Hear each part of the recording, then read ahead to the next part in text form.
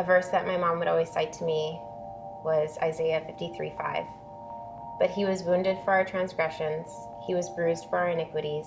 The chastisement of our peace was upon him, and with his stripes we are healed. Hi, my name is Louise. I am 26 years old. I am a volunteer for Young Life, and I have been with them for 3 years. Okay, so I grew up in a family of 6 in Grand Prairie, Alberta.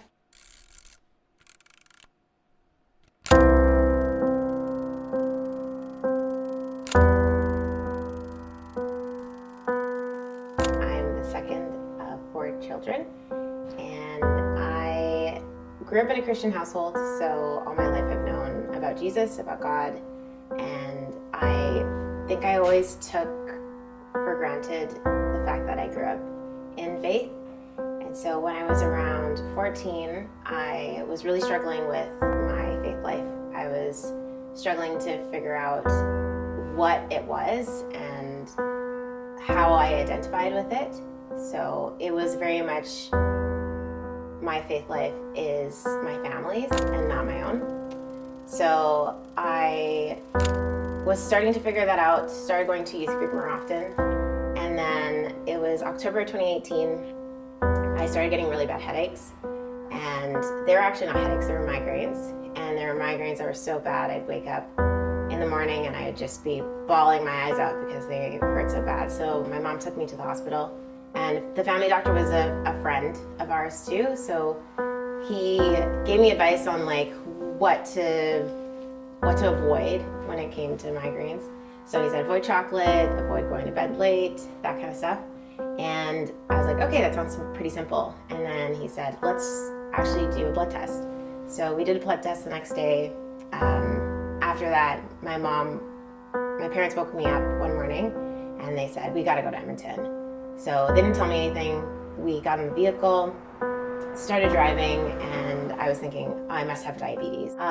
So we got to Edmonton and took some more testing for the weekend, and I was diagnosed with acute myeloid leukemia within the week. And so it was that trial that really got me to stand in my faith. I relied on God to do the healing, and it was just such a hard situation to be in at 14 years old. And so fast forward to going into university, I had lost that feeling of being in a hard place. So I was searching for that faith again, was struggling to, again, identify myself in God. And I really put my identity in school and friends and everything but my relationship with God. And I was at King's University and I was walking around and I saw a booth. And at the booth it was Jorgen Jesperson, I'm pretty sure. And they were looking for Young Life leaders. And I thought, oh wow, like this would be such an amazing opportunity for me to invest my life in something more. And I always had an idea of what it, I always knew what it meant to have somebody on your side. And I thought Young Life would be a great opportunity for me to pour out God's love to other people in a purposeful manner rather than just worldly things. So I got signed up with Young Life, and now that I have like the girls in my life, I've never felt such a love for them. And I often tell people the love I have for my Young Life girls, I can't fathom the love that a parent has for their child. And then I think even bigger, like the love that God has for his children. And so Young Life has been such a huge blessing to me because I've been able to pour out.